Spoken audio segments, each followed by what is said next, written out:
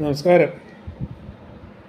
ഇന്ന് ഞാൻ നിങ്ങളുടെ മുമ്പിൽ വരാൻ കാരണം ഇന്ന് വളരെ സന്തോഷകരമായ ഒരു ദിവസമാണ് എനിക്ക്. കാരണം കഴിഞ്ഞ 2 ദശാബ്ദ കാലത്തോളം കൊല്ലത്ത് മുടങ്ങിക്കിടന്ന ഒരു സംരംഭം എന്ന് വെച്ചാൽ കൊല്ലത്തിൻ്റെ മുഖച്ഛായ മാറ്റുന്നതും കേരള ടൂറിസം രംഗത്ത് അത് വളരെയേറെ കോളിളക്കം സംഭവിക്കുന്ന റെവല്യൂഷണറി പ്രോജക്റ്റാണ് കൊല്ലം തോട് പദ്ധതി. കൊല്ലം തോടെന്ന് പറയുന്നത് TS canal, Kollam to Kovalam. ആ പദ്ധതി മുടങ്ങിക്കിടന്നിട്ട് ഏതാണ്ട് 10-20 വർഷത്തോളമായി. കോടിക്കണക്കിന് രൂപയാണ് ഇതിനകം വെച്ച് അതിന് വേണ്ടി ചിലവാക്കിയത്. കൊല്ലത്ത് നിന്ന് കോവളം വരെ പോകുന്ന കനാൽ ജലപാത 20 വർഷത്തിന് മുമ്പാണ് തോന്നുന്നത് കേരള സർക്കാർ അന്ന് തുടക്കമിട്ടത്. പിന്നെ പകുതി വഴി ചെയ്തിട്ട് ഇപ്പോൾ കഴിഞ്ഞ പ്രാവശ്യം പിണറായി സർക്കാർ നടപടിയിലേക്ക് നീങ്ങി.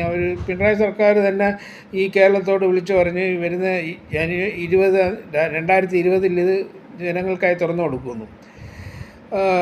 ഇന്ന് വരെ അത് തുറന്നു കൊടുത്തില്ല. പകുതി മുക്കാൽ പണി ചെയ്തിട്ട് അത് നിർത്തിയിട്ടിട്ട് പോയിരിക്കുകയാണ്.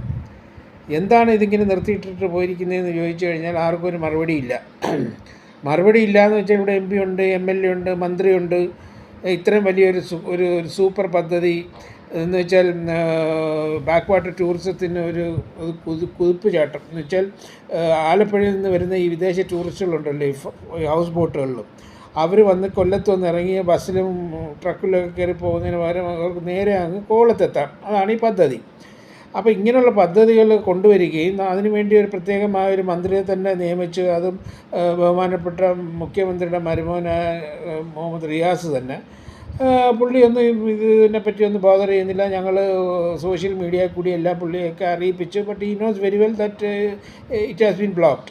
അപ്പോൾ ഇന്നിപ്പം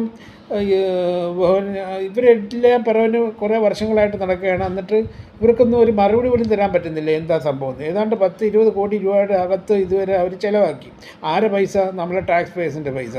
ഇങ്ങനെയുള്ള ടൂറിസം പദ്ധതിക്ക് വേണ്ടി ലോകം മൊത്തം നടക്കുക. മുഖ്യമന്ത്രിയും പ്രൈവറ്റ് സെക്രട്ടറിയും പിന്നെ ടൂറിസം സെക്രട്ടറിയും എല്ലാം റൂം ഫോർ റിവർ, പിന്നെ മറിച്ചത് എന്നൊക്കെ പറഞ്ഞ് പോയിട്ട് വന്നിട്ട് ഇവിടെ റൂമും വന്നില്ല, റിവറും വന്നില്ല. ഇല്ലേ? ആരുടെ പൈസ ചിലവാക്കുന്നത്? ടാക്സ് പേഴ്സിൻ്റെ പൈസ. ടാക്സ് പേഴ്സിന് ഇത് ഇവർ അക്കൗണ്ടബിൾ ആക്കട്ടെ. അങ്ങനെ ഞാൻ ബഹുമാനപ്പെട്ട ഹൈക്കോടതിയെ സമീപിച്ചു. ഇന്ന് എന്തായാലും ഭാഗ്യത്തിന് ആക്ടിംഗ് ചീഫ് ജസ്റ്റിസ് മുസ്താഖിൻ്റെ ഡിവിഷൻ ബെഞ്ച് എൻ്റെ ഹർജി അത് സ്വീകരിക്കുകയും അത് വിശദമായി എനിക്ക് വേണ്ടി അപ്പിയർ ചെയ്ത advocate Rashmi, I must thank her because she is appearing without taking any money and she knows me. ഇതെൻ്റെ 13th പബ്ലിക് ഇൻട്രസ്റ്റ് ലിറ്റിഗേഷനാണ്, പൊതു താല്പര്യ ഹർജിയാണ്. അപ്പോൾ സീരിയസ് ആയിട്ട് ബെഞ്ച് എടുത്തിട്ടുണ്ട്. അത് എല്ലാവർക്കും നോട്ടീസ് അയച്ചു. എന്താണ് ഇങ്ങനെ ഇട്ടിരിക്കുന്നത്, ഇതിൻ്റെ കാരണങ്ങൾ ഉടനെ തന്നെ ബോധിപ്പിക്കണമെന്ന് പറഞ്ഞ് നോട്ടീസ് അയച്ചു. അതുകൊണ്ട് ഇവർ പോയി പറഞ്ഞേ പറ്റൂ. എന്ന് വെച്ചാൽ പിണറായി വിജയൻ സർക്കാർ വന്നതിന് ശേഷം ഇതിന് സ്പെഷ്യൽ പേർപ്പസ് വെഹിക്കിൾ എന്ന് പറഞ്ഞുകൊണ്ട് ഒരു ഇതുണ്ടാക്കി. അതിനകത്ത് ആരെ കൊണ്ട് സിയാലിൻ്റെ മുൻ MD ഇപ്പോഴും MD ആണെന്ന് തോന്നുന്നു, മറ്റേ VJ കുര്യൻ, പിന്നെ retired chief secretary Tom Jose എന്നൊക്കെ പറഞ്ഞ് ക്യൂവില്ലെന്ന് പറഞ്ഞുകൊണ്ട് കൊണ്ടുവന്നു. അവർക്കെല്ലാം ലക്ഷക്കണക്കിന് രൂപ ശമ്പളം എണ്ണി കൊടുക്കുകയാണ് മാസം. അപ്പോൾ എന്താ ഇത് തീർക്കാത്തത്? ഈ പദ്ധതി തുടങ്ങി വെച്ച 10-200 വർഷങ്ങൾക്ക് മുമ്പ്. അന്ന് ഇങ്ങനെയുള്ള നാവിഗേഷനൊന്നുമില്ല, ലോറിയും ബസ്സും ഒന്നുമില്ല ആളുകൾക്ക് പോകാനും വരാനും ചരക്ക് കിടത്താനും. അന്ന് പാർവതിഭായ് എന്ന് പറയുന്ന ഒരു റാണി ഭരിച്ചിരുന്ന കാലത്താണ് അവരാണ് ഇത് തുടങ്ങി വെച്ചത് 10-200 വർഷത്തിന് മുമ്പ്. അത് പിന്നെ അങ്ങ് ഡെസേർട്ടഡായി. അത് തുടങ്ങുന്ന കോവളത്തുനിന്ന് ഇന്ന് കൊല്ലം വരെ വരും.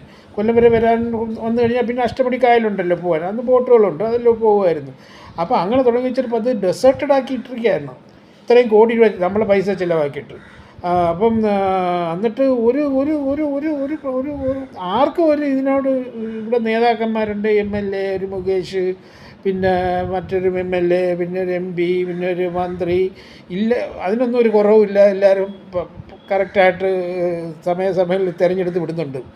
അവരോടൊക്കെ ചോദിച്ചാൽ ഉടനെ വരും. വർഷം 20 ആയി, ഒന്ന് ആലോചിച്ച് നോക്കും. അപ്പോൾ അതുകൊണ്ട് എന്തായാലും വളരെ സന്തോഷമുണ്ട്. സീരിയസ് ആയിട്ട് അത് എടുക്കുകയാണെങ്കിൽ അവർ കോടതി ഒന്ന് പറയേണ്ടി വരും, എന്താണ് ഇതിങ്ങനെ മുടക്കിയിട്ടിരിക്കുന്നത്, ഈ ടാക്സ് പേഴ്സിൻ്റെ പൈസ വാങ്ങി നിങ്ങളെന്താ കളിക്കുകയാണ് ചോദിക്കുക, അവർ മറുപടി പറയണം. ഇതിനെല്ലാം മുഖ്യമന്ത്രി മറുപടി പറയണം. മുഖ്യമന്ത്രി പരസ്യമായിട്ട് ഇന്ത്യൻ എക്സ്പ്രസ്സിലും ഹിന്ദുവിലും ദേശീയ മാധ്യമങ്ങളിലെല്ലാം വന്ന വാർത്തയാണ് 2020 തുറന്നു കൊടുക്കുന്നുള്ള. അതുമെല്ലാം നമ്മൾ എക്സിബിറ്റായിട്ട് സബ്മിറ്റ് ചെയ്തിട്ടുണ്ട്. മുഖ്യമന്ത്രി ഈസ് ഓൾസോ ആൻസറബിൾ.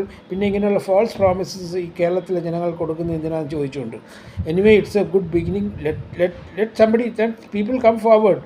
ഞാൻ ഇതിപ്പോൾ എനിക്ക് വയസ്സായി, പക്ഷേ ഇനി ഇത്ര നാൾ ഇതും കൊണ്ട് നടക്കാൻ പറ്റുമെന്ന് തോന്നുന്നില്ല. പിന്നെ ഇനിയുള്ള കൊല്ലത്തുള്ള ഇത് കണക്കൊരു പ്രോജക്റ്റ്, ഒരു പോർട്ട്, ആ പോർട്ട് കൊല്ലം പോർട്ട്, അത് ഇതാണ് ദശാബ്ദങ്ങളായിട്ട് കോടികൾ ചിലവാക്കി ലോകത്തുള്ള സകല സാമഗ്രികളും ലിഫ്റ്റും കൊണ്ടുവന്നിട്ടിട്ട് അവിടെ കിടന്ന് തുരുമ്പെടുക്കുക, പട്ടികൾ കിടക്കുന്ന സ്ഥലമായി മാറി ഒരു കൊല്ലം പോർട്ട്.